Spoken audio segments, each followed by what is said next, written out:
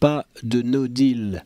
Les députés britanniques ont rejeté ce mercredi soir la possibilité de quitter l'Union européenne sans aucun accord, ce qui ouvre la voie à un vote visant à retarder la date finale du Brexit, mais ce qui n'arrange pas vraiment les affaires du gouvernement britannique. Theresa May entend donc ce jeudi proposer aux députés de voter une troisième fois sur l'accord qu'elle a trouvé avec l'Union européenne, un texte qui a déjà été rejeté 2 fois par les parlementaires.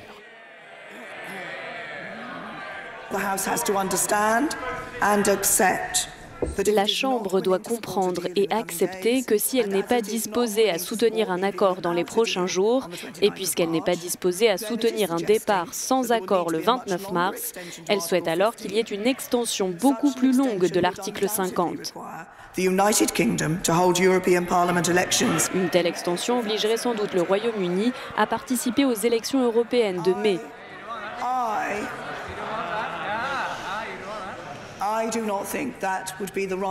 Je ne pense pas que cela soit le bon résultat, mais l'Assemblée doit faire face aux conséquences des décisions qu'elle a prises.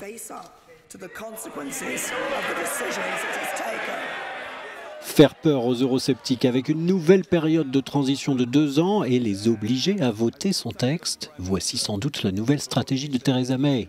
Les travaillistes sont dans l'embarras. Bien qu'une extension de l'article 50 soit désormais inévitable, la responsabilité de cette extension incombe exclusivement au Premier ministre. Mais, Monsieur le Président, prolonger l'article 50 sans objectif clair n'est pas une solution. Le Parlement doit maintenant prendre le contrôle de la situation. Ce jeudi, Theresa May va proposer aux députés de voter à nouveau sur son accord avant le 20 mars, avec une date finale de sortie au 30 juin, soit un report de 3 mois. Encore faudrait-il que les députés britanniques finissent par céder et voter le texte. Encore faudrait-il que les dirigeants européens acceptent ce délai.